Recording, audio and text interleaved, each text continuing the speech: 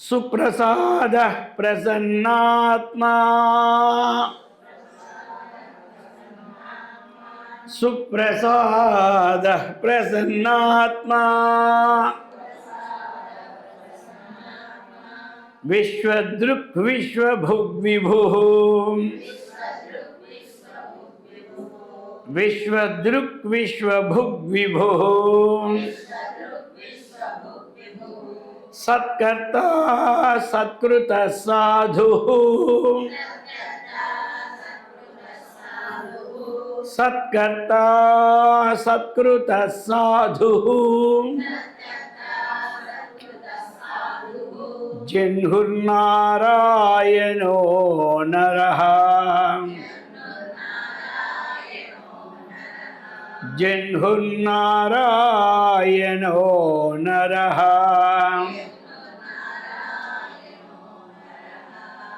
సుప్రసాదః ప్రసన్నాత్మా విశ్వదృక్ విశ్వభుక్ విభుః సత్కర్తా సత్కృతః సాధుః జన్నుః జన్హుః నారాయణః నరః.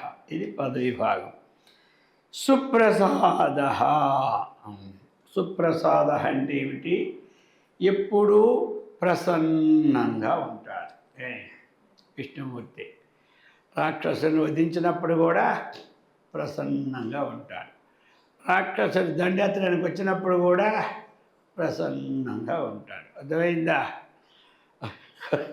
మొత్తం వైకుంఠం అంతా ముట్టడించిన ప్రసన్నంగా ఉంటాడు. అర్థమైంది కదా? అది సుప్రసాద. మంచి ప్రసన్నము గలవాడనమాట అతడు ఎల్లప్పుడూ. అది అందుకే శోభన ప్రసాద ఈశ్యా. అది అపకారవతాం అపి శిశుపాలాదీనాం మోక్షప్రదత్వాత్ ఇది సుప్రసాద. ఇక్కడ ఉదాహరణ ఇస్తున్నారు. సుప్రసాద అంటే శోభన ప్రసాద ఈశ్య. ఈశ్య ఎవరికి? సు అంటే శోభనం.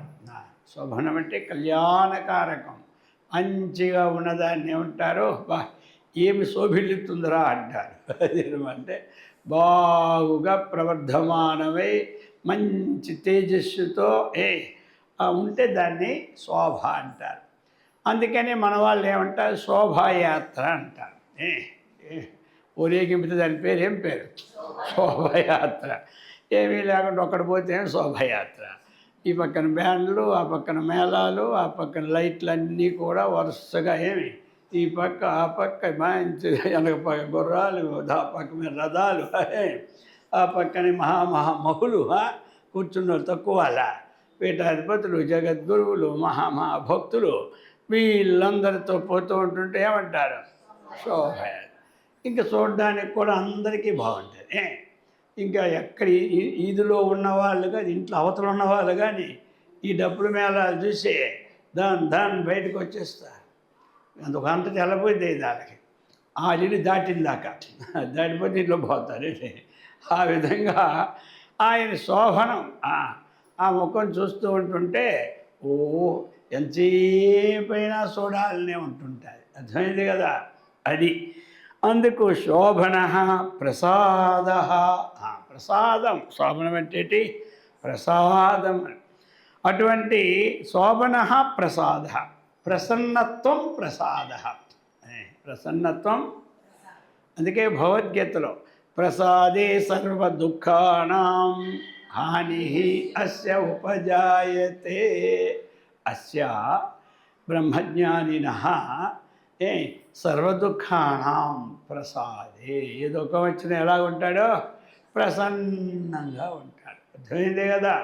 అందుకే వాళ్ళకి ఎల్లప్పుడూ శోభన అంటారు, సుప్రసాద అంటారు. మన వాళ్ళకు ఉంటుంది కాసేపట్లోనే 5 నిమిషాలు లేదో ఒక ఫోన్ వచ్చిందో అయిపోయింది మన పని. అర్థమైంది? ఇంకొక 5 నిమిషాలు ఫోన్ వచ్చింది అనుకోండి, అప్పుడు మొక్క వికసించిపోతాయి. ఒక 5 నిమిషాల్లో అటు, ఒక 5 నిమిషాల్లో ఇటు. రాత్రి పేలిందంటే సంతోషమే. ఉన్నది పోయిందంటే దుఃఖమే. షేర్లు పెరిగాయంటే సంతోషం, డౌన్ అయిపోయాయంటే అది. అంటే ప్రతి విషయం చెప్తున్నా ఆ ప్రకారముగా ఈ అవకతవకలు. ఆయనకి అవి ఏమి ఉండవు. చూడండి, శోభన ప్రశస్య అపకారవతామపి. అపకారం చేసినా సరే, అర్థమైంది కదా. ఎవరయ్యా? ఉదాహరణ, శిశుపాలాదీనాం మోక్షప్రదుత్వాదితి. అపకారం చేసిన వాడికి కూడా ఉపకారమే చేస్తూ ఉంటాడు. మరి ఇంకా వాడి వల్ల లోకానికి ఇంకా ఇదైతే లోక సంరక్షణకు కాబట్టి వాడిని భక్షిస్తాడు. అర్థమైంది కదా. మరి ఆయన ఛాన్సులు ఇస్తాడు, చాలా ఛాన్సులు. మీరు ఇంటే కదా ఎవడైనా అలాగా విడిచిపెట్టి వెళ్ళిపో, నువ్వు హాయిగా ఉండు, శుభ్రంగా ఉండండి. నేను విడిచిపెట్టి వెళ్తానా, వస్తావా నా తీర్థానికి? ఈ పిచ్చి మాటలు, పిరిగితనం మాటలు నా దగ్గర విడిచిపెట్టి అంటాడు వాడు. అర్థమైందా? అంటే మరి ఇంకేం చేస్తాడు? వచ్చింది గొడవ. నువ్వు ప్రజలకేమనకుండా హాయిగా ఇంట్లో ఉంటూ శుభ్రంగా ఉండు, నీకు ఏది కావాలో కోరుకో. ఏమి కోరుకో, నీకు బంగారం కావాలా 10,000 కేజీలు కోరుకో, హాయిగా నీ ద్వారబంధాలు బంగారం చేసుకో, ఇల్లు సింగారం చేసుకో, ఉండు హాయిగా. వాళ్ళకి ఉండబుద్ధి ఇది కదా వచ్చింది గొడవ. మొదలు దానికి కొడితేనే వాళ్ళకి ఆనందం. ఏమి నువ్వు వైకుంఠం నుంచి దాటిపో, మేముంటాం వైకుంఠంగా అంటారు. అదనమాట వాళ్ళకప్పుడు ఆనందం ఇది. అందుకు శిశుపాలాదీనం, శిశుపాలుడు మరి దంతవక్తుడు, వీరిద్దరు ఒక అవతారం కదా. రావణ కుంభకర్ణాదులు ఒక అవతారం. హిరణ్యాక్షకశిపుడు ఒకటి, శిశుపాల దంతవక్తుడు. ఏమి రారు, ఇద్దరే 3 రెళ్ళు 6. కాబట్టి అందుకే కోరుకున్నాడు ఆయన, అయ్యా నాతో స్నేహంగా ఉండి చక్కగా ఉండి ఒక 7 సంవత్సరాల్లో తిరిగి వస్తారా, విరోధంగా ఉండి 3 సంవత్సరాల్లో వస్తారా, 3 అవతారాల్లో నాతో 3 అవతారాల్లో తిరిగి నా దగ్గరికి వస్తారా, 3 లేక 7 అవతారాలు మీరు ఎత్తుకొని స్నేహంగా వస్తారా అన్నారు. విరోధంగా 3 అవతారాలు, స్నేహంగా ఉండి 7 అవతారాలు. చి స్నేహంగా ఉండి మిమ్మల్ని దూరం పెట్టుకొని మేము ఉండం, మీతో విరోధంగా ఉన్నా తొందరగా మా పని తెచ్చుకుని మీ దగ్గరికి వచ్చేస్తామన్నారు. అర్థమైందా? అది అందుక వాళ్ళు పని తెచ్చుకోవాలంటే మీరు రావాలంటే లోపల ఇది కదా, లోగొట్టు పెరుమాళ్ళు కెరుక. ఆ లోపల విషయం తెలిస్తే ఆ కథలో ఏం ఆశ్చర్యం ఉండదు. అది తెలియక అంతా అయ్యో అలాగే ఇబ్బంది జరగదు. రావణుడి ఏమి అంత ఆయన ఎవడ దూర్వాసుడు కోపం వచ్చి చెప్పించేది అనమాట. చెప్పించిన తర్వాత ఏం చేస్తారు అప్పుడు మరి? మళ్ళీ వేడుకుంటే అది చెప్పాడనమాట. అందుచేత ఆ శిశుపాలుడు ఎప్పుడు తిట్టడమే, ఎవరికి? కృష్ణుడికి ఎప్పుడు తిట్టడమే, ఆయనకి అదే పని. సరే ఈయన కూడా అన్నాడు, దగ్గర బంధువు అనమాట శిశుపాలుడు. అందుకని మరి ఎలాగంటే ఏమీ లేదు, వీడికి ఒకటే 100 తప్పులు చేసిన దాకా నేను ఏమన్నా. వాడు ఎంత తప్పులు చేయని 100 అయిపోయినాయా గోవిందా అన్నాడు. ఇంకా అంత ఛాన్స్ ఎవడిస్తాడయ్యా? అది వాడికి కూడా ఎంత పేరు తప్పులు చేస్తే అంత పేరు గోవింద అయిపోతే వైకుంఠం వెళ్ళి దూరపరుడు రాయకుంటాం. ఆయన బాధ అయింది, ఈయన బాధ అయింది. మధ్యదాకా మనందరికీ కథలు చదువుకోవడానికి కాలక్షేపానికి ఇవన్నీ. సరే, మొత్తం మీద అటువంటి శిశుపాలుడు కూడా హాయిగా ఏం చేశాడు? అది భగవంతుడి దగ్గర మోక్షం కావాలంటే వైరంతో ఉంటే తొందరగా వచ్చేస్తుంది మోక్షం, భక్తితో ఉంటే కొంచెం లేట్ అవుతుంది. ఏమి ఎప్పుడు వైరంగా ఉన్నాడు. వైరిక్రియా కంసః, కంసుడు వైరిక్రియతోనే 24 గంటలు రాత్రి నిద్రలు కూడా ఆయన్ని చూసేవాడు. ఎవరు? మన స్నేహంగా ఉండి ఉదయం 5 నిమిషాలు, సాయంకాలం 5 నిమిషాలు నమస్కారం పెట్టడం పోవడం. అందుకే మనకు కొన్ని 24 గంటలు కదా, దీనికి తగినటువంటి 24 జనం ఎత్తాలి మనం. వాళ్ళు రాత్రి పగలు అదే వైరంగా ఉండి, అందుకనే వాళ్ళు తొందరగా కలిసిపోయినారు. అది అప్పుడే వైరంగా ఉండాలని అర్థం ఇది. అంటే అది ఎలాగైనా పర్లేదు, భగవంతుడి దగ్గర వైరంగా ఉండి ఇంకా మంచిదే. 24 గంటలు ఆయన దృష్టి మన మీద పడుతుంటుందా? అది మన దృష్టి ఆయన మీద ఉంటుంది. ఎవడు వైరంగా ఉన్నాడో వాడు ఎప్పుడు ధ్యానంలో మీరు కూర్చునేవాడు వస్తాడు, వాడే వస్తాడు. మీకు విరోధే ముందు వస్తాడు. ఈ విష్ణుమూర్తి కనబడి ఈశ్వరుడు కనబడి అక్కడ ఇంక నీవే తప్పని వాడిని పుచ్చుకొనే మనం ధ్యానం చేసి తొందర కుదురుతాడు. ఇంక లేదు వాడిని వదలంటే వాడు వదలడు, ఇది రాదు. అదేనమాట. ఈ విధంగా సుప్రసాద. ఇంకా ప్రసాదం అంటే ఏమిటంటే ఆచార్యులు వారు ఇంకొకటి ఇస్తున్నారు. రజస్తమోభ్యాం అకలుషిత ఆత్మ అంతఃకరణం అస్యేతి ప్రసన్నాత్మ. అయ్యా ప్రసన్నాత్మ ఏమి సుప్రసాద అన్నాడు కదా. ఇంకా ప్రసాదం అంటే ఏమిటి? సుప్రసాదం అంటే రజస్తమోభ్యాం అకలుషిత, రజోగుణ భావాలు లేకుండా తమోగుణ భావాలు లేకుండా ఏటి మనలోను అంతఃకరణం. ఎవరి అంతఃకరణం ఎలాగైతే రజోగుణ భావము తమోగుణ భావం లేకుండా ఉంటారో అతడేమిటి? ప్రసన్నంగా ఉంటాడు. రజోగుణం ఉన్నవాడు ఎక్కడ ప్రసన్నంగా ఉండగలనండి? తమోగుణం ఉన్నవాడు అంతకన్నా ప్రసన్నంగా ఉండలేడు. అర్థమైందా? వచ్చే రజోగుణం వాడికి ఆందోళన, వాడికి ఎప్పుడూ టెన్షనే. రజోగుణం వాడికి ఏముంటుంది? టెన్షనే. ఎక్కడ పోనీ అక్కడ మీటింగ్ తప్పితే కొమ్ములిగిపోద్దా? ఇక్కడ మీటింగు అక్కడ మీటింగు 10 నిమిషాలు తేడాలో ఉంటే ఇక్కడికి వచ్చి ఆదరించుకొని 5 నిమిషాలు అక్కడ పోవాలి. మళ్ళీ అక్కడ పోకపోతే ఆ ఫోటోలు పాడవు పేపర్లో. ఏమంట ఇక్కడ పోతే ఈ ఫోటోలు పాడవు. ఈ మధ్య మహాభారతం. వాడి అవస్థ ఏం చెప్పాలి? అందుచేత ఈ అకలుషితమైన రజోగుణం ఉన్నవాడికి ఈ ప్రకృతే కనబడుతుంది కానీ దైవమా కనబడు. తమోగుణవాడు అంటావా? అయ్యే ముందరే ఇప్పుడు కొంప ఏం మునిగిపోయింది. ఇంకో 10 జన్మలు పోయినాక రామనామం తెచ్చితే ఏమేమి చెప్పుకోవచ్చులే. ఇవేం చెప్పకపోతే పందులు కుక్కలు లేవా? అంతకన్నా కొంచెం మంచిదే కదా. మనం వాటిని దృష్టి తెచ్చుకుంటాడు. అర్థమైందా? వాటికన్నా మనం మంచిది అనుకుంటాడు అంతే. అర్థమైందా? వీడు భావం ఇలా. ఈ తమోగుణం ఉన్నవాడు కూడా తాను ప్రమాదాన్ని పొందుతాడు, తనతో వచ్చిన వాడిని ప్రమాదాన్ని గురిపెడతాడు. ఒరే బాబు నేను రానురా నీ మోటార్ సైకిల్ ఎక్కని అంటాడు. చచ్చే నువ్వంటే నాకు ప్రాణం కాదు అంటాడు. వెనకని ఎక్కించుకుంటాడు. ఇటు తమోగుణం కింద మీద చూడ్డు, ముందు చూడ్డు, పక్కన దూసేస్తాడు. వాడు కాలు ఇరిగిపోడు, ఈడు కాలు ఇరిగిపోవడం. వీడి భావాలు ఎలాంటివన్నమాట. అందుచేత అటువంటి కలుషితము లేని ఆత్మ అంతఃకరణం అన్నాడు. అర్థమైందా? అది ప్రసన్న సత్వగుణం ఉందా? నింపాదిగా ప్రసన్నంగా ఓ పని నెరవేరిన సిద్ధసిద్ధ్యో నిర్వికార కర్త సాత్విక వచ్చేది. అది సిద్ధసిద్ధో నిర్వికార కర్త సాత్విక వచ్చేది.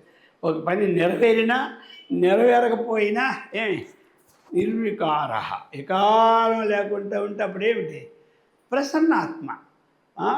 ప్రసన్న చేతసో హ్యాసు బుద్ధి పర్యవర్తిష్టతే అన్నాడు భగవద్గీతలో.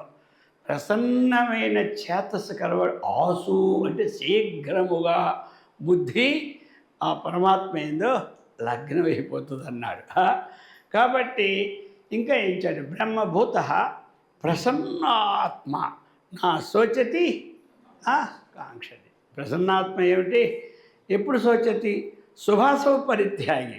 శుభము జరిగినా అశుభము జరిగినా నా శోచతి నా కాంక్షతి. ప్రసన్నంగా ఉంటాడు.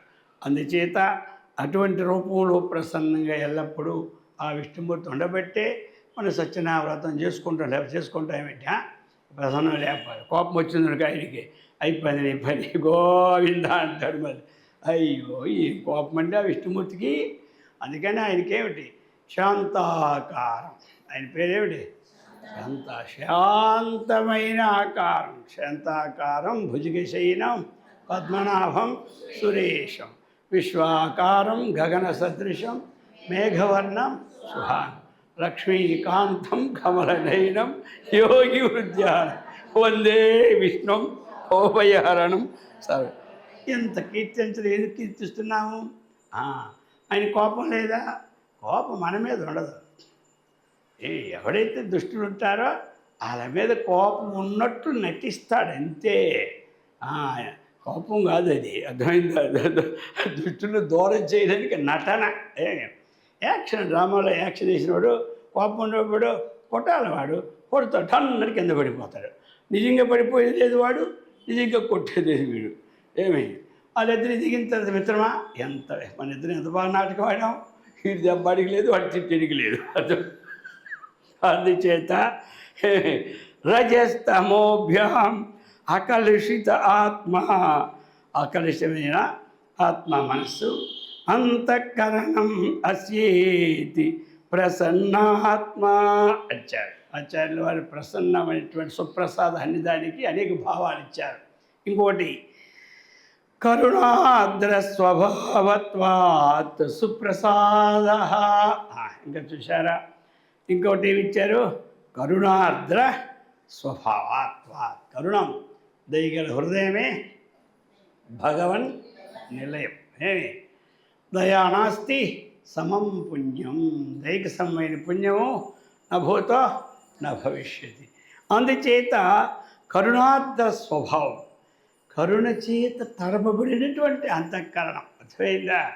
అది ఆ కరుణ ఉన్నటువంటి వాడి మనస్సు ఎప్పుడూ కూడా ప్రసన్నంగా ఉంటాడు. అర్థమైంది? మరి ప్రసన్నమేంటి? వాడికి ఎప్పుడూ దయే. దయార్ద్ర హృదయం, కరుణార్ద్ర హృదయం. అందుచేత మన హృదయం దేని చేత తడపాలి? కరుణ చేత తడపాలి, అంతేగాని కోపం చేత తడపకూడదు.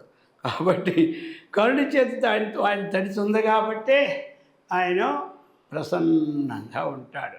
ఎందుకంటే కరుణన్నోడికి ఏమిటంటే ఇతరుల దగ్గర నుంచి ఒక లాభాన్ని పొందాలన్నటువంటి ఆశ ఉండదు. దయగలవాడికి దయ, దీనేషు దయ. ఆ దయా హృదయం కలవాడికి ఏదో ఒకటి ఇక్కడ సంపాదించాలని ఉండదు వాడికి. వాడికి ఎప్పుడూ ఆ దయా హృదయం ఉంటుంది కాబట్టి ఎప్పుడూ వాడు ప్రసన్నంగానే ఉంటాడు అనమాట. ఎవరిని చూసినా అదొకటి ఇచ్చారు. కరుణార్థ స్వభావత్వాత్. ఇంకా ఇక్కడ చెప్తున్నారు, ఇంకొక విషయం చెప్పి ముగించబోతున్నారు సుప్రసాద అనే దాన్ని. ఇక అవాప్త సర్వకామాత్వాత్ ప్రసన్న. ఇది లాస్ట్ అన్నమాట. ఇక అవాప్త అంటే ఎంత కావాలో అంతకన్నా 6 రెట్లు ఎక్కువైంది మనకి. ఇప్పుడు ఎంత కావాలో అంతకన్నా అలాగున్న ఇప్పుడు ప్రసన్నకి ఎవడున్నాడు లోపల? అవాప్త కామ అంటే ఇంకా పొందరానిది ఏదీ లేదు, అన్నీ పొందిపోయి ఉన్నాడు. ఇక వాడు అన్నీ పొందిపోయినాడికి ఎలా ఉండదు? ఎప్పుడు చూసినా వాడికి ఏమిటయ్యా కోట్లు. ఈ ఊరల్లా దుకాణాలన్నా వాడి పేరే ఉంటే అలా ఊరు దుకాణాలు వాడి 2 ఊర్లు అని అంటాడు అనుకోండి, ఎలా ఉంటాడు? వాడికి ఇంకేం అవసరం లే. అందుకే అవాప్త కాముడు ఎవడు అంటే ఒక్క ఆత్మజ్ఞానే అవాప్త కాముడు. అర్థమైంది కదా? ఎందుకంటే అతడు పొందదగినది పొందాడు. ఇప్పుడు ఎన్నెన్నో చేస్తాం మనం. కల్పవృక్షం తెచ్చుకొని మన ఇంట్లో పెట్టుకుని పోయింది కదా. ఎందుకు? ఇవన్నీ దానికోసం 66 జంజాట పడ్డాం. కల్పవృక్షం ఇంట్లో పెట్టుకుంటే ఏమైపోయింది? ఇంకేం అక్కర్లే, నీ తెల్లారి వంట అక్కర్లే, పెంట అక్కర్లే. తెల్లారి చెట్టు కిందకి వెళ్ళి ఈరోజు మా ఇంటికి 5 మంది బంధువులు వస్తున్నారు కాబట్టి 5000 లడ్డూలు, 5000 కాజాలు, 5000 గులాబ్ జాములు, 5000 మా జిలేబీ వచ్చి అక్కడ పడిపోద్ది. ఇంకేమే ఇక్కడ అవాప్త కామ.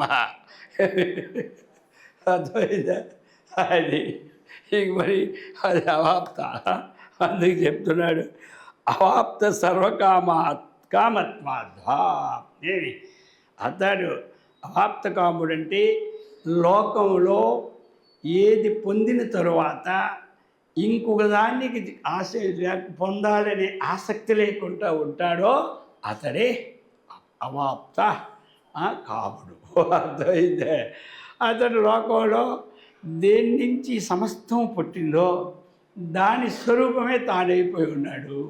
ఇప్పుడు ఆ స్వరూపం కానంత వరకు అది రావాలి ఇది రావాలి అనుకుంటాడు. ఇప్పుడు అందరిలోనే ఆయనే ఉన్నాడు కాబట్టి ఆ సొత్తుల్లో ఎవరిదే? ఆయనదే.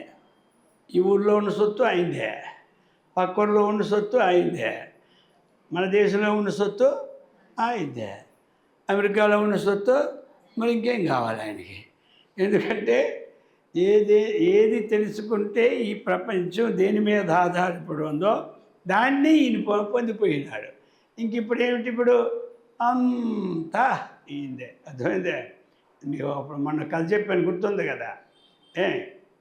ఇప్పుడు అక్కడ ఆ దుకాణం అంటే గుర్తొచ్చేస్తాడే, అక్కడ పెద్ద ఒక కోట్లు ధనం ఉంది ఆయన దగ్గర.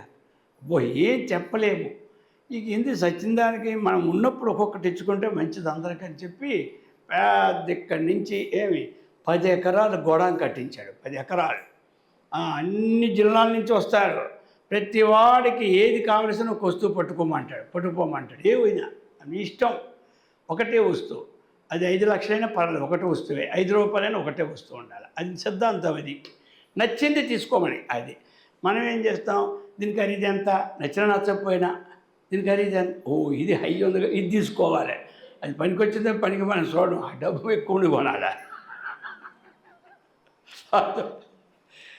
ఇలాగ అందరికీ ఇచ్చిస్తున్నాడు. ఒక అమ్మగారు వచ్చి ఏమీ తీసుకోలే, చేతులు ఆడించుకుని బ్యాగ్ తెచ్చి చిన్న బ్యాగ్ ఒప్పుకొని వెళ్ళిపోతుంది. ఏమి నీకేం నచ్చలేదా? ఎల్లుండి మన ఫారెన్ నుంచి, లండన్ నుంచి పెద్ద యాగలు వస్తున్నాయి, అప్పుడే రా. నాకు కావాల్సింది మీ దగ్గర లేదు, పండి మీరు ఇవ్వలేరు అనేసింది. దుంపదగా ఇన్ని వేల కోట్లు నేను పెడితే అంత అలసిగా నన్ను తీసి పారేస్తుంది ఇది అనుకోండి. ఎవరు ఇష్టాన్ని కోరుకున్నారు. ఏమక్కర్లేదు, నువ్వే నాకు కావాలి, బస్ అయిపోయిందా? ఏది ఎవరిని కోరుకోవాలో వాళ్ళని కోరుకుంటే అవాప్త కామహ. ఈ చిన్న బ్యాగులు, ఈ చిన్న స్టీల్ గిన్నెలు, వెండి గిన్నెలు ఏమి ఇటు చాలు అటు చాలు. ఇప్పుడు వెంటనే ఒక 2 పూలమాలు తెమ్మన్నాడు పనివాడికి. తెచ్చాడు పెద్దవి. గాంధార వివాహంగా మెల్ల వేశాడు. ఆవిడకి ఏమిటండి మీ త్యాగం, నేనేదో మీ శక్తి తెలియక మీరు ఇవ్వలేరు అన్నాను, కానీ మీ అంత ఉదార స్వభావాలు ఈ లోకంలో లేనుక పాదాలకు నమస్కారం పెడితే ఆ పక్కన కూర్చేసాడు. నువ్వు ఇక్కడ కూర్చోడు, 101 పట్టుకెళ్ళి చూడు, ఇదంతా నీదే అని చెప్పేశాడు. చూసారు? ఇప్పుడు వీళ్ళందరూ అనుకోండి, హోరి నీ దుంప, వీడికి ఎంత నాలెడ్జ్ ఉంది, మనతోనే వచ్చిందే, గంటలో మొత్తం అధికారం అయిపోయింది. అది దాని టెక్నాలజీ తెలుసు. ఏది పొందాలో దాన్ని తెలుసుకుంటే ఇదంతా మన చేతిలో ఉండిపోద్ది కదా అని అటువంటి టెక్నాలజీ ఉంది వాళ్ళకి. ఇది కథ. సరే, ఈ విధమైనటువంటి చెప్తున్నాడు. ఇవన్నీ శోభన సుప్రసాద. అర్థమైంది కదా? రజస్తమో మాలి లేని మనస్సు కూడా సుప్రసాద. అపకారం చేసిన వాడు కూడా ఉపకారం చేసే స్వభావం ఉండేది సుప్రసాద. ఏమి అపకారికి ఉపకారం నెపమెన్నక చేయువాడు నేర్పరసమతి అన్నాడు. అర్థమైందా? ఈ ప్రకారముగా చెప్పాడు సుప్రసాద. ఇప్పుడు ఇంకేం చెప్పబోతున్నాడు? ప్రసన్నాత్మ. ఈ 2 ఇంచుమించులో ఒక్కటే అన్నమాట. సుప్రసాదం అన్నా ప్రసన్నాత్మ అంటే ఏమిటి? చక్కనేటువంటి శుద్ధమైన అంతఃకరణము కలవాడు, అది అన్నమాట. ప్రసన్న స్వభావ కారుణిక ఇత్యర్థ. అది. ఇక విశ్వదృక్. విశ్వం దృష్ణోతీతి విశ్వదృక్కు. అది. కాబట్టి విశ్వదృక్ అంటే భగవంతుడు సమస్తాన్ని చక్కగా చూస్తున్నాడు. ఇది గుర్తుపెట్టుకోవాలి అంతే. ఆ దేవతడు విశ్వదృక్కు. మనము మన ఇంటిని ఎలాగైతే చక్కగా చూసుకుంటున్నామో అలాగా ప్రతి ఇంటిని, ప్రతి వంటిని చక్కగా చూసుకుంటాడు. ఎవరు? ఆ యొక్క కృష్ణమూర్తి. అందరిని ఎందుకు చూసుకుంటాడో? ఆయన అందరిలో ఉన్నవాడు ఆయనే. సర్వ విష్ణుమూర్తి అంటే ఏమిటి? వ్యాప్నోతీతి విష్ణు. మనందరిలో ఉండేది చూసుకోవాలి కదా. ఆయన ఒక దగ్గర ఉంటే చూసుకోకపోవడానికి, ఆయన చూసుకుంటున్నాడు అన్నటువంటి ధైర్యం ఎవరికి ఉంది? అంతలో బాగా చచ్చిపోతామనే బాధే కానీ లోపల ఉన్నాడు కదా, ఏమి ఆయన్ని చూసుకుంటాడు. లోపల ఉన్నాడు, ఆపడ చూసుకోలేడా? ఇన్నాళ్ళు చూసినాడు కదా, ఆ తర్వాత చూడ్డా?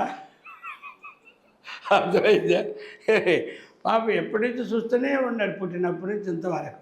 ఒక్క రోజులోనే గాబరా పడిపోతాం మొత్తం అంతన్నా. ఏమి గాబరా వద్దు, పాడు వద్దు, అంతా చూసుకుంటాడు. ఎంతవరకు ఆయుర్దాయం మనకిచ్చాడో అంతవరకు చూసుకుంటాడు ఆయనే, మనకేమీ లోటు లేదు. ఇక ఆయుర్దాయం ప్రారంభం ఉన్నంత వరకు ఆయన చూసుకుంటాడు. లోపల ఉండే అయిపోయిన తర్వాత ఇంకెంత దాంట్లో ఇంక చూసుకుంటాడు. అయిపోయింది, ఇంక ఇచ్చిన ప్రారంభం, ఇంకో జన్మకు మళ్ళీ అప్పుడు చూసుకుంటాడు. అదనమాట.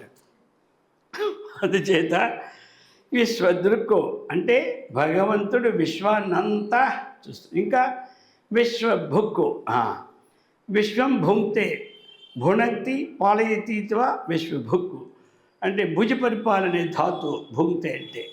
కాబట్టి ఈ విశ్వాన్ని అంతా పాలిస్తుంటాడు. చూడడం ఒక పక్క, తర్వాత ఏంటి పాలించడం ఇంకో పక్క. మరి పాలించడం అంటే ఏమిటి? అతడు ఏం పాలిస్తాడు? చక్కగా ఎవరి ప్రారంభ కర్మంలో ఏ మూట ఉందో ఆ మూటనిచ్చి ఆ మూటకి ఇతడు కాపలాగా ఉంటాడు. అది పాలన. ఇప్పుడు మనకి మూట ఇచ్చాడు, ఇప్పుడు రాజు పాలిస్తుంటే మనందరినీ కాపలా కాయడమే ఆయన పాలన. అర్థమైందా? కాబట్టి మన ప్రారంభ కర్మకి ఒకరు ఒక మూట ఉంటాయి. ఆ మూటలో 10 రూపాయలు ఏ దొంగ కూడా పట్టుకెళ్ళని వీల్లేదు. అది పాలన, కాపలా. ఏమి అది?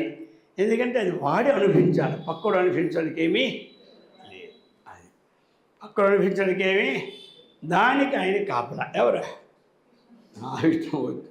అదే ఇదే వాడి పాలనకర్త. అందుకని స్థితికర్త అన్న పాలనకర్త అన్న ఒకటే. సృష్టి స్థితి లైక. స్థితి అంటే ఏమిటి? వర్ధనం చేయడం. దినదినాభే. ఏమయ్యా ఇప్పుడు నీ స్థితి ఎలా ఉంది? అప్పుడు ఒకటే ఇల్లు ఉంది కదా, ఇప్పుడు ఎలా ఉంది? అబ్బో అప్పటికి ఇప్పుడు బాగా మారిపోయింది. ఆనాడికి ఈనాడు మీరు చూడలేదా? అసలు ఆ వీధిలో ఇళ్ళల్లో మావే అంటాడు. అదైతే ఇది స్థితి అనమాట.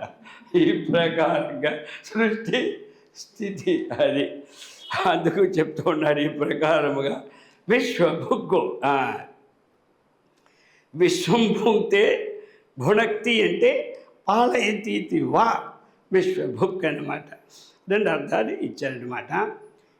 కాబట్టి పాలయతి. ఆ తర్వాత విశ్వభుక్కు విభు. విభు ఏమి? విభు అంటే ఏమిటి? వ్యాపకత్వాత్ విభు. విభు శబ్దం ఏమిటంటే వ్యాపకత్వాత్ విభు ఒకటి. రెండవది ఇక్కడ ఆచార్యుల వారు కూడా హిరణ్య గర్భాది రూపేణ వివిధం భవతీతి విభు నిత్యం విభుం ఇది మంత్రవర్ణాత్. కాబట్టి అనేక రూపాలలో ఆయన వ్యాపకమై ఉన్నాడు. ఈ సృష్టి ప్రారంభంలో మొట్టమొదటి హిరణ్య గర్భుణ్ణి ఆయన సృష్టించాడు. హిరణ్య గర్భుని సృష్టించి ఆయన ద్వారా జగత్ సృష్టి చేశాడు. ఇంచుమించు బ్రహ్మదేవుడు హిరణ్య గర్భుడు సమానమే తీసుకోవచ్చు, తప్పేం లేదు. అందుచేత అక్కడి నుంచి ఆది పదం చేత ఏమిటి? మరి దేవేంద్ర దేవతల్ని నియమించాడు, అష్టదిక్పాలకుల్ని నియమించాడు, నవగ్రహాలని నియమించాడు. ఈ విధంగా వివిధ రూపములోనూ వ్యాపించి ఉన్నాడు. కాబట్టి విభోహో అని పెట్టున్నాడు. అర్థమైంది కదా? అది అందుచేత విభు హిరణ్య గర్భాది రూపేణ ఆది పదం చేతి అన్నీ తీసుకోవచ్చు. వివిధం అనేక రీతులుగా భవతీతి ఉంటున్నది కాన విభో నిత్యం విభుం అని మంత్రం మనకి ఉపనిషత్తుల్లో ఉన్నదన్నమాట. ఇక తరువాత విభు తర్వాత ఏమిటి? సత్కర్త. సత్కరోతీతి పూజయతీతి సత్కర్త. అది కాబట్టి సత్కరోతి ఇది పూజయతి ఇది సత్కర్త.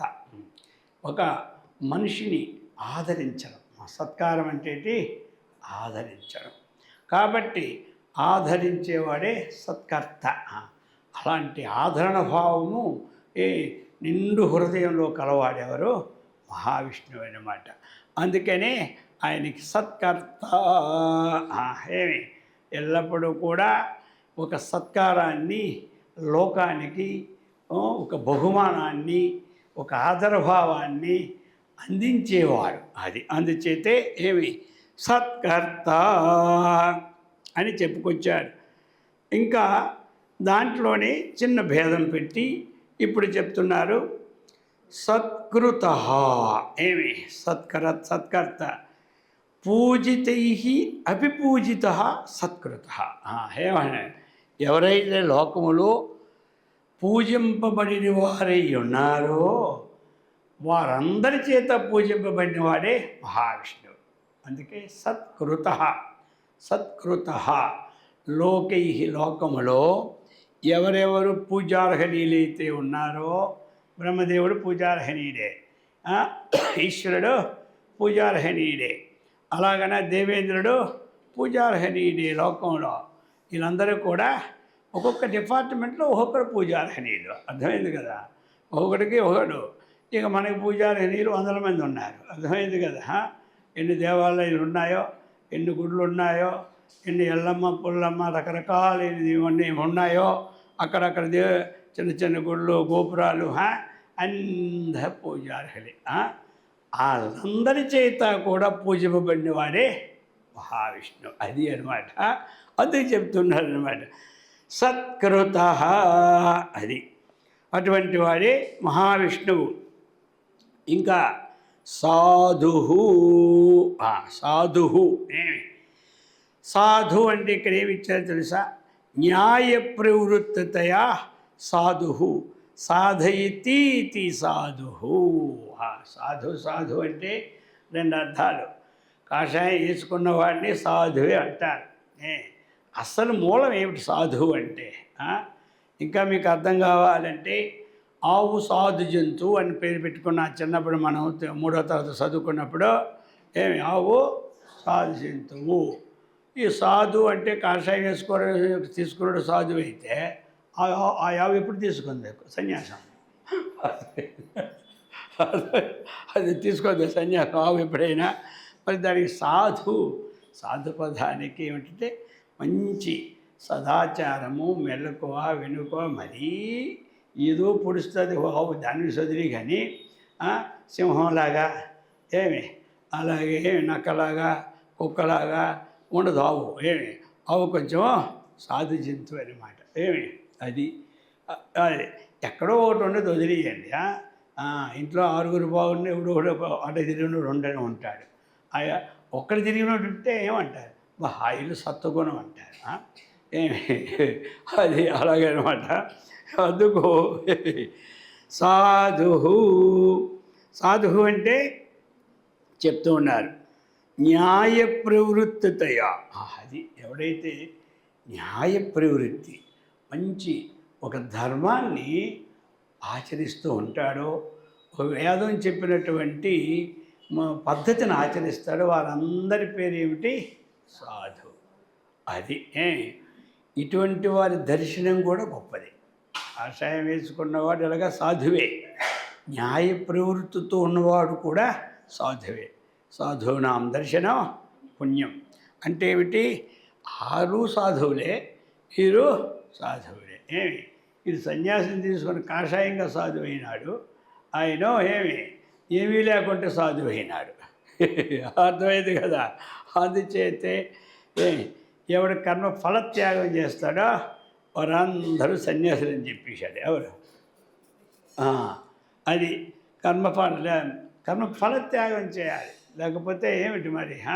అనిత్యాన్ని శరీరాన్ని అందరి సొమ్ము నాకేరా అని ఇంకేం కాదు ఫలత్యాగం.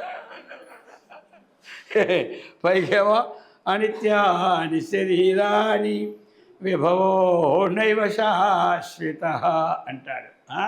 లోపటే మళ్ళీ ఇలా కాదు. అది సత్ప్రవర్తనశీలత గలవాడే సాధువు. వాడు గృహస్థుడు కానీ, స్త్రీ కానీ, పురుషుడు కానీ, బాలుడు కానీ, వృద్ధుడు కానీ, ఈ ఆశ్రమంలో ఉన్నా సరే అతడే సాధువు. అందుకని చెప్పుకొచ్చారు. న్యాయ ప్రవృత్తతయా సాధయతీతి సాధువు. న్యాయ మార్గంలో ప్రతి వస్తువుని సాధిస్తాడనమాట. అర్థమైంది కదా. ప్రతి వస్తువు, ఆయన ఏ వస్తువు కూడా అన్యాయ మార్గంతో సంపాదనకి రాడు. అది అనమాట. అన్యాయ మార్గంతో సాధన లౌకిక విషయంలో ఏది ఉండదు అతడు. అందుకని అతడు సాధువు అని చెప్పబడుతున్నాడు. అర్థమైంది కాదు చెప్తున్నారు. న్యాయ ప్రవృత్తతయా సాధయతీతి సాధు. ఒకటి ఇంకా సాధ్యభేదాన్ సాధ్యమాత్ర సాధుకు సాధు. ఇది ఇంకా రెండు ఉంది ఇక్కడ.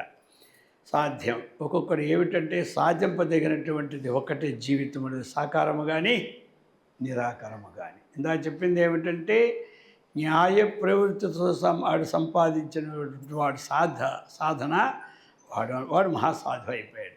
అలాగని ఇంకొకటి సాధ్యం ఒకటి ఉంటుంది. ఇహలోకానికి చెప్పింది ఇందాక. ఇప్పుడు పరలోక స్వర్గలోకానికి చెప్పినటువంటి విషయం ఇది ఏమిటంటే మనం ఉత్తమంగా ఏదైతే ఆ సాకారము కానీ నిరాకారము కానీ చక్కగా ఆ సాధ్య వస్తువుని జీవితంలో సాధించాలన్నటువంటి పట్టుదల గలవాడే సాధు. అది ఏదైనా పర్లేదు, ఏ ఆకారమే మనకు ఒకటే. ఏముంది ఇప్పుడు సాకారమైన భగవంతుణ్ణి చక్కగా కొంతమంది ఎంతమంది భక్తులు సాధించారు.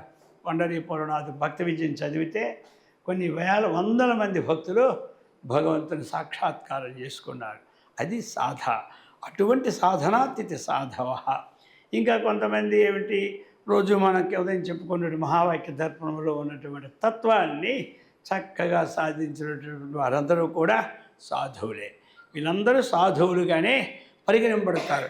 ఇటువంటి సాధువులు ఎవరైనా సరే వారి దర్శనం ఏమిటి? పుణ్యం. అర్థమైందా? స్పర్శనం పాపనాశనం, సంభాషణం కోటి తీర్థం, వందనం మోక్షదాయకం. ఇది అన్నమాట. అటువంటి సాధువే ఎవరు? విష్ణుమూర్తి.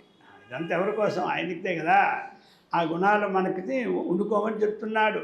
నన్ను ఊరక పూజిస్తున్నా, నా ప్రసాదం పెట్టుకొని ప్రాణాయిస్వాహ ప్రాణాయిస్వా అని తినేస్తున్నారు, వెళ్ళిపోతున్నారు. ఏమంటారు? అసలు నా గుణాలు మీలో తెచ్చుకోమని కదా ఈ స్తోత్రాన్ని మీకు ఇచ్చింది నేను.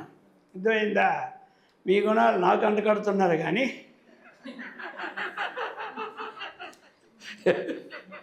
నా గుణం మాత్రం అందుచేత ఈ ప్రకారంగా చెప్తూ ఉన్నాడు. అందుచేత చెప్తాడు. సరే, ఇప్పుడు తర్వాత ఏంటి నామం? జన్హు అనమాట. జనాన్ సంసార సమయే అపహ్నుతే అపనయతీతి జన్హు. జహాతి అవిదిషో భక్తాః భక్తాన్ నయతి భక్తాన్ నయతి పరంపదమిత్తివ జన్హు. రెండు అర్థాలు ఇచ్చేశాడు ఇందులో. జన్హు అంటే ప్రళయకాలములో రెండు పద్ధతులు ఉన్నాయి. ఎవడైతే సాధకుడు ఇంకా ఆ యొక్క పరమాత్మకు తప్ప అన్యమైనది లేదు అనే భావనతో ఎవరైతే ఉంటున్నారో వాళ్ళందరికీ పరమపదమైన ముక్తి స్థానాన్ని చక్కగా అలంకరింపచేస్తాడు. అర్థమైంది కదా. ఇక ఏదో ఏంటి ఇప్పుడే ముక్తికి వెళ్తే ఏమొస్తుందో అనుకునే 4 గాలు అయిపోతున్నాయి మనకప్పుడే. అలాంటి వారికి అందరికీ ఆ పక్కే ఉంచుతానని చెప్తాడు. ఏంటి వాళ్ళకి ఆ పక్క ఉంచి ప్రళయకాలంలో ఎవరైతే ఈ యొక్క తత్వాన్ని అన్వేషించి వెళ్తామంటారో వాళ్ళకి యద్గత్వ నివర్తంతే తద్ధామ పరమం మమ అటువంటి స్థానాన్ని ఇచ్చేస్తారు. ఇంకా తగ్గిన వాళ్ళు అప్పుడే మాకు వద్దులే విష్ణుమూర్తి కొంతకాలం పోవాలి అనే భావంతో ఉన్న వాళ్ళకి అర్థమై వాళ్ళకి మళ్ళీ ప్రళయకాలంలాగా మనం నిద్రపోయినట్టే అనమాట. నిద్ర నుంచి లేవగానే ఇంట్లో ఏమున్నాయి మనకు తెలుస్తాయి కదా, మన ఒంట్లోనే మనకు తెలియదా ఆలోచనలు. అలాగనే ప్రళయకాలం అయిపోయిన వెంటనే మళ్ళీ చీమల పుట్టలాగా ఎవడ వాసనలతో వాడు పోతూనే ఉంటుంటాడు. కాబట్టి రెండు ఆప్షన్లు కూడా రెండింటికి ఇచ్చేసాడు ఇక్కడ. జన్హు అంటే అది అనమాట. జన్హు జనాన్ సంహార సమయే అపహ్నుతే అపనయతీతి జన్హు ఒకటైపోయింది. ఇంకా జహాతి అవిదుషోహో భక్త నయతి పరంపదమితి జన్హు, అది రెండు పెట్టున్నాడు. ఈ ప్రథముగా చెప్పి ఇప్పుడు నారాయణో జన్హు అయిపోయింది కదా, నారాయణో నరహ, అది ఇప్పుడు చెప్పబోతున్నాడు ఇక్కడ. ఈ ప్రకారముగా చెప్పి నారాయణ, నార ప్లస్ అయనం రెండు శబ్దాలు ఉన్నాయి ఇందులోను, అర్థమైంది కదా.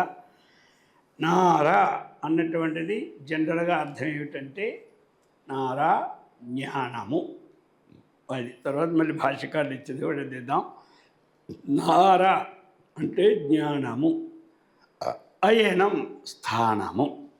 జ్ఞానమే తన స్థానముగా కలిగిన వాడు, తన స్వరూపంగా కలిగిన వాడే నారాయణ. అయనం అంటే స్థానం, అయనం స్థానం అంటారు. కాబట్టి దక్షిణ స్థానము ఉత్తర స్థానం, ఏమి దక్షిణాయనం ఉత్తరాయనం. అయనం ఆయతనం, అయినస్య భావ ఆయతనం. కాబట్టి ఆయతనవాన్ భవతి, ఆ స్థానమే మనకుంటుందా అని. ఆ విధముగా ఇంకా మామూలు సామాన్యంగా అందరికీ అర్థమయ్యేది ఏమిటి, నార అంటే జలం. ఏమి యస్య పాదకమలే ఉద్భవ ఇది, యస్య పాదమే జలానికి స్థానమే అయినటువంటిది ఎవరి పాదమో అతడే నారాయణుడు. నారాయణ అంటే జలము ఎవరిని ఆశ్రయించుకొని ఉన్నదో అతడే నారాయణుడు ఒకటి. ఆ విధంగా చెప్పి ఇక ఇప్పుడు కూడా మళ్ళీ చెప్తున్నారు. నరా ఆత్మ తతో జేతాని ఆకాశాదీని నారాని అంటే కార్యాని దాని అయం కారణాత్మన వ్యాప్నోతి అతశ్చ తాని నయనమస్యేతి నారాయణ. ఆచార్యుల వారి భాష్యంలో తీసుకొచ్చారు. ఇక్కడ నర అంటే ఆత్మ అన్నమాట, ఏమి అది. కాబట్టి తతో జాతాని ఆకాశాదని, ఆ ఆత్మ నుంచి పుట్టినటువంటివి ఆకాశాది పంచ మహాభూతములు. అర్థమైంది. ఆత్మ నుంచి ఏం పుట్టే మొట్టమొదటి పుట్టుకేమి ఆత్మ నుంచి వచ్చాయంటే అందరూ ఏం చెప్పాలి? తొలిపుట్టు ఎవరు? పరమాత్మ నుంచి తొలిపుట్టువా, జ్యేష్ఠు మొదటివాడిని ఏమంటారు? తొలిసారి పుట్టాడు అంటారు. తొలిసారి పుట్టిన వాళ్ళు ఎవరు? ఆకాశము, ఏమి వాయువు, అగ్ని, జలము, వీళ్ళు మొట్టమొదటి పుట్టారు. పరమాత్మ నుంచి పుట్టిన వాళ్ళు ఎవరంటే ఇవి చెప్పాలి. తక్కినవన్నీ మళ్ళీ పుట్టుకుడు. తొలి, మళ్ళీ అంటే తర్వాత, తొలి అంటే మొట్టమొదటిసారి. ఇవన్నీ అచ్చ తెలుగు మాటలు. సరే, అలాగనే మొట్టమొదట తతో నర ఆత్మ, నరస్య భావ నరహ, అది మళ్ళీ అక్కడ భావార్థే నా దీర్ఘం వచ్చేస్తుంది. కాబట్టి నర ఆత్మ, తత ఆత్మ నుండి జాతాని, ఏమిటిది? ఆకాశ ఆది, పంచభూతాలు. అందుచేత అటువంటి నారాణి అంటే కార్యాణి. ఆత్మ ఏమైంది? కారణమైంది. పంచభూతాలు ఏమిటి? కార్యం. దేని నుండి ఏది పుట్టిందో, పుట్టిన దానికి ఏమంటారు? కొడుకు పుట్టాడు తండ్రికి, వీళ్ళిద్దరూ కార్యకారణం ఎవరు? తండ్రికి కొడుకు పుట్టాడు, తండ్రి కారణం, కొడుకు కార్యం. అర్థమైంది కదా? ఆత్మ నుంచి పంచభూతాలు పుట్టాయి. ఇప్పుడు కారణములు కార్యములు. ఆత్మ కారణం, కార్యాన్ని అంతే. అది ఏమున్నది ముందు మనం చూసుకుంటే మన నుంచి పుట్టిన వాళ్ళకి ఏమంటాం? కార్యం. మట్టి నుంచి కొండ పుట్టింది, అర్థమైందా? ఇవన్నీ కొండ పుట్టింది, కలశం పుట్టింది, డబ్బులు వేసుకుని డబ్బాలు పుట్టినాయి అని రకరకాల మట్టి పాత్ర దుకాణానికి అయితే తెలుస్తాయి, వందలు. ఇవన్నీ కార్యాలు అన్నమాట. అన్నిటికీ కారణం మట్టి, అది చెప్పారు. కాబట్టి అటువంటి తాని కారణాత్మన వ్యాప్నోతీతి నారాయణ. ఏమి కార్యంలో కారణరూపుడిగా వ్యాపించిన వాడే నారాయణ. అది శంకరాచార్యుల వారు చక్కగా దాన్ని ఆ పదాలను అర్థాన్ని విడదీశారు. కాబట్టి అతశ్చ తాని అయనమస్యేతి, ఏవైతే పుట్టినాయో దానికి స్థానమే నారాయణుడు. అందుచేతే ఇది చెప్పుకొచ్చారు చూడండి. యచ్చకించి జగత్సర్వం దృశ్యతే శ్రూయతే పివా. ఇది అందరికీ వచ్చు. మంత్రపుష్పం పూర్తి చేసి అయితే మధ్యలో వచ్చిందే ఇది. అర్థమైంది కదా? మంత్రపుష్పం మనకేమంటే అన్ని పని టైం ఎక్కువ ఉన్నప్పుడు మంత్రపుష్పం పూర్తిగా చదువుతారు. అర్థమైంది కదా? టైం తక్కువ ఉన్నప్పుడు రాజాదిరాజాయ, ఇంకా తక్కువైతే ఓం నారాయణాయ విద్మహే వాసుదేవాయ ధీమహి తన్నో విష్ణు చెప్పేసి ఆకాశాత్ పతితంతోయం అని చాలు. మరి ఇప్పుడు టైంని బట్టి మెయింటైన్ చేసుకోవాలి కలియుగంలో. అరే మంత్రపురుషం వదిలేశారే అంటారు కొందరు. వదిలేశారంటే ఆ మంత్రపురుషం ఉన్న వాళ్ళందరూ పోతారు. ప్రసాదం పుచ్చుకోమేం తినాలి అప్పుడు. టైం అయిపోతే కూడా ఉంటాడా? చల్లగా జారిపోతారు. అక్కడ ప్రసాదం అలాగే మర్నాడు మధ్యాహ్నం వరకు ఉండిపోతాయి. అలాంటప్పుడు ఇవన్నీ షార్ట్ కట్లు అనమాట. అది అందుచేత హెచ్చకించి జగత్ సర్వం దృశ్యతే శ్రూయతే పివ అంతర్బహిశ్చ తత్సర్వం వ్యాప్య నారాయణ స్థిత. చూసారా? ఇది ఎక్కడిది? మంత్రపుష్పం నారాయణ ఉపనిషత్తు. అర్థమైందా? కాబట్టి యచ్చ కించిత్ జగత్సర్వం, ఎచ్చు ఏది, కించిత్తు అంత.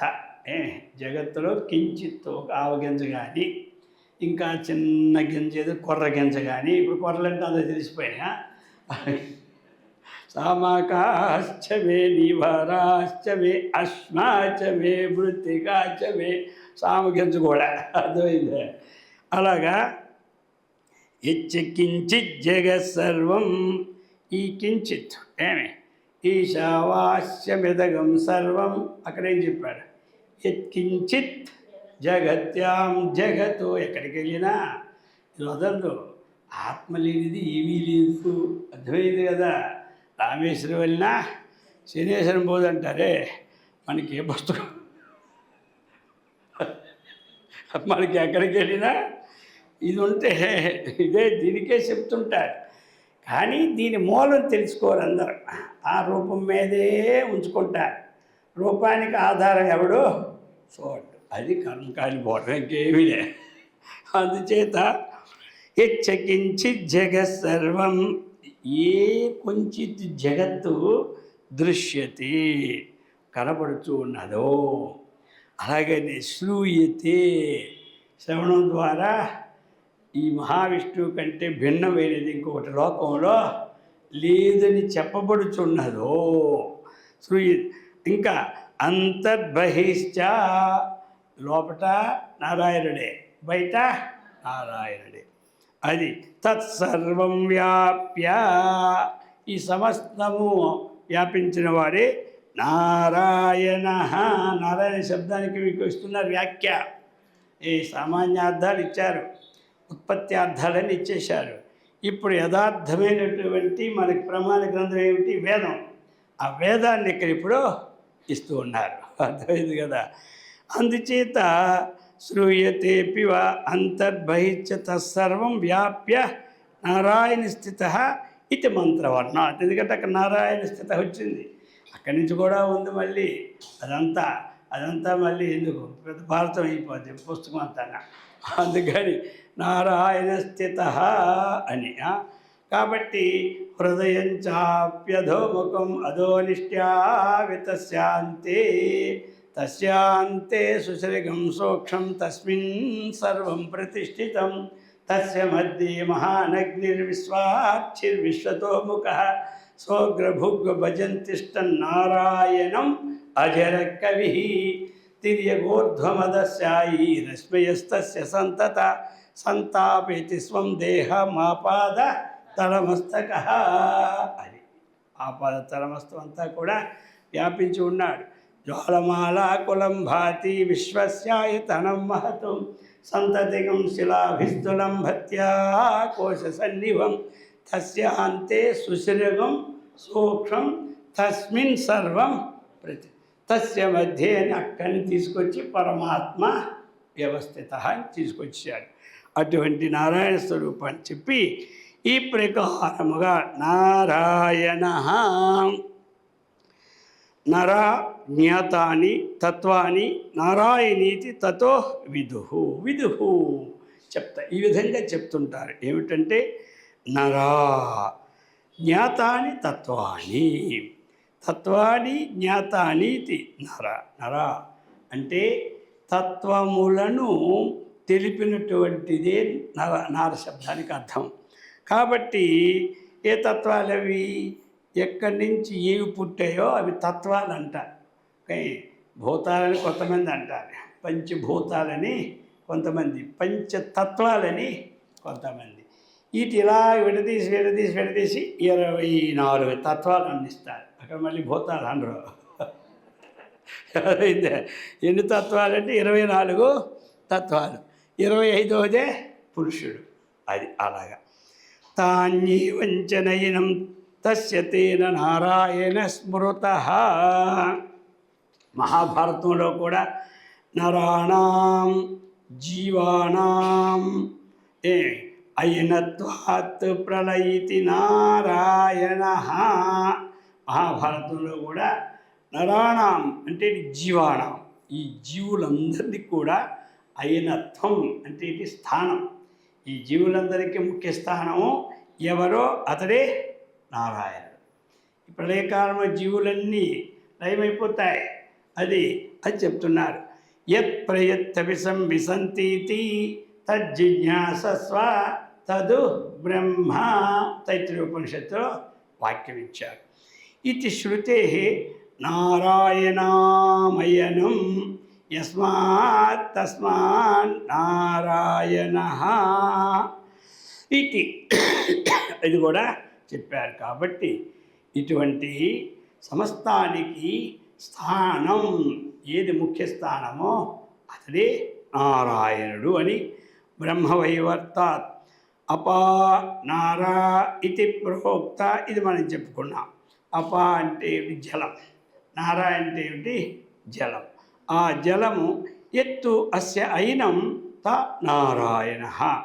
అందుకనే ఈ ప్రకారముగా ఈ నార శబ్దాన్ని ఇంక ముగిస్తూ ఉన్నారు కొంచెం సేపట్లో. నారాయణుడి నారాయణాయ నమ ఇత్యయమేవ సత్య. ఏమిటంటే ఓ నారాయణాయ నమ.